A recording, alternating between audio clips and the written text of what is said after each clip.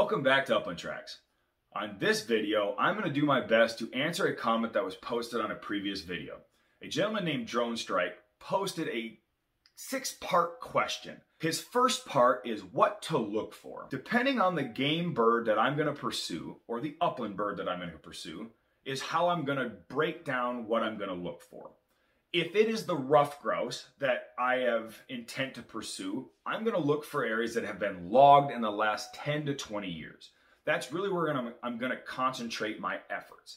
Now, if it is a pheasant that I'm going after, I'm going to start looking into states, of course, that have high populations of pheasants. I don't want to go look at, let's say, Missouri. Missouri is not really known for pheasants. I'm sure that they're there. They're just not going to be in your high densities like you do in North, South Dakota, also in Nebraska or Kansas. So I'm going to really look at the states that have high densities of these game birds that I want to pursue, and that's where I'm going to look for public access. So pheasants is a good one because there's high densities of pheasants. Ruffed grouse, high densities and widely distributed in the United States. There were 2 birds that I would look for and what to look for. So I hope that answers that part of this comment. Now on to the next part of this comment, and this is a really good part. What you don't need. And I think this is part of the United States' issues is we're a consumer-based population. We don't need a lot to go out and pursue upland birds. In all reality, hunter safety, hunting license, shotgun shells, and blaze orange depending on the state that you want to pursue birds in. That's really all you need. You don't need a dog. You don't need a $300 set of boots. You don't need the best of the best bird vest. All you really need is the want, the will, the dedication, hunter safety, hunting license, shotgun shells, and potentially blaze orange. Wouldn't hurt to have a good pair of boots.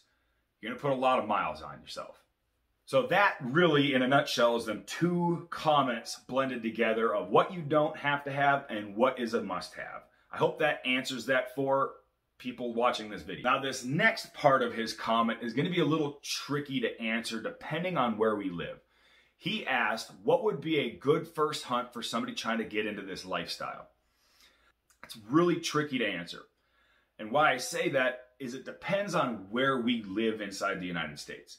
If I lived up in Alaska, truthfully, the first thing that I would go pursue is a spruce grouse. They're very widely distributed in the state of Alaska. All you really need to find is white spruce and black spruce stands, and there's going to be a spruce grouse somewhere in there.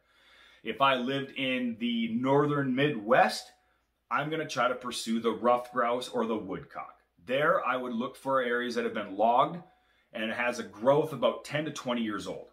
Typically, that's where you're going to find your ruffed grouse and your woodcock. If I lived out in the Midwest, in the Great Plains area, I'm going to try to pursue either the sharp-tail, the prairie chicken, or the pheasant. All you really got to do is find walk-in access or public access, and you should be able to find birds in that area. If I were to pursue bobwhite quail, I'm going to look in the states of Oklahoma. Even Kansas and Nebraska have bobwhite quail, typically in the same areas that you're going to find your pheasants. So I hope I kind of answered that. You just pick the birds you're going to want to pursue and start doing some research on potentially where these birds live and where they congregate. And be prepared because you can get a very good mixed bags in a lot of these locations. When I mean mixed bags is if you go to Kansas, you can pursue bobwhite quail, prairie chickens, sharp-tail, and pheasant. If you go to northern Minnesota, you're going to be potentially getting into spruce grouse, ruffed grouse, and woodcock. Look at what you want to hunt.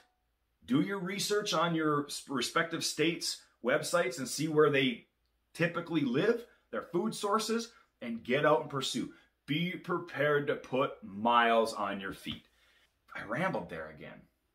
I hope this rounds out the comment that you posted on this last video, Drone Strike. I really appreciate you posting that. Thank you. Any other viewers out there that want me to try to answer to the best of my ability any of your questions, please continue posting them in my videos. And I hope this helps everybody. Guys, get out there. It's fall. It's October 1st today. A lot of our states have been into the bird seasons. Some of them are just creeping up, like on the 15th of October, ruffed grouse starts here in Georgia. Unfortunately, I won't be here for it, but everybody that's out there doing that, Guys, have fun, be safe, and let's see some pictures of birds taken this year. Thank you for tuning in. I appreciate it.